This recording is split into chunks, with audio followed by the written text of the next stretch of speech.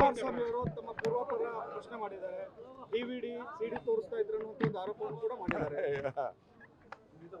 ಪಾಪ ನಾನೇನು film director ಅಲ್ಲ,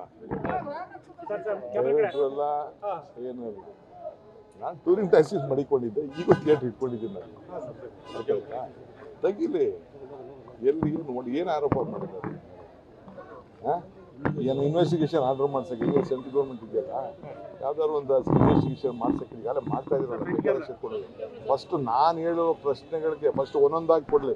ಈಗ ಸದ್ಯಕ್ಕೆ ನಿನ್ನ ಸೋದರನ್ನು ಕೊಡಪ್ಪ, ನಿನ್ನ ಅಧಿಕಾರ ನೀನು ಆಫೀಸ್ ಮಡಿಕೊಂಡು ಏನೇನು ಮಾಡಿದ್ದಾನೆ ಅಂತ ನಾನು ಈಗ ಕೊಡ್ತೀನಿ. ನಾನು ಕನಕಪುರ ರೋಡಲ್ಲಿ ಏನಿದೆ, ಇದನ್ನ ನೆಲಮಂಗಲ ರೋಡಲ್ಲಿ ಏನಿದೆ, ಮೈಸೂರು ರೋಡಲ್ಲಿ ಏನಿದೆ, ಬೆಂಗಳೂರಲ್ಲಿ ಏನಿದೆ, ಏರ್ಪೋರ್ಟ್ ರೋಡಲ್ಲಿ ಏನಿದೆ, ಹೆಂಗ್ ಬಂತು, ಏನು ಬಂತು, ಮೈನಿಂಗ್ದೆಲ್ಲ ಆಮೇಲೆ ನೆಕ್ಸ್ಟ್ ಮಾತಾಡೋಣ. ಫಸ್ಟ್ ಇಷ್ಟಕ್ಕೆ ಉತ್ತರ ಫಸ್ಟ್ ಕೊಡ್ಬೇಕು ಅವರು, ಕೊಡಬೇಕು. ಈಗ ನನ್ಗೆ ಹೇಳಿದಾರಲ್ಲ ಮಿಲಿಟರಿ ಬಂದು ಕರ್ಕೊಂಡು ಹೋಗ್ತದೆ ಅಂತ, ರೆಡಿ ಇದೀನಿ ನಾನು. ಯಾವ ಕಳಿಸ್ತೀಯ ಹೇಳಪ್ಪ, ನಾನು ರೆಡಿ ಇದ್ದೀನಿ.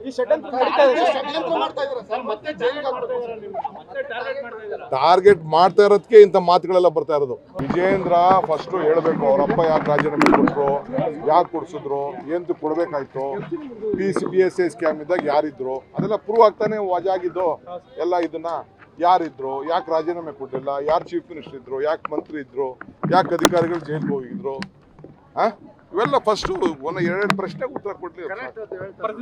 ಈಗ MB ಪಾಟೀಲ್ ಕೇಳಿದ್ರು, ಅದ್ಯಾವ್ದು ಫಾರಿನ್ದು, ಅದೆಲ್ಲ ಹೇಳಿ. ಇವರೆಲ್ಲ ಜಮೀರು ಅಂತ ಕೇಳಿದ್ರು, ಅವೆಲ್ಲ ಒಂದೇ ದಿನ ಎಕ್ಸಾಸ್ಟ್ ಮಾಡಕ್ ಇಷ್ಟ ಇಲ್ಲ, 7 ದಿನ ಇದೆಯಲ್ಲ, ಎಲ್ಲ ಉತ್ತರ ಕೊಟ್ಟು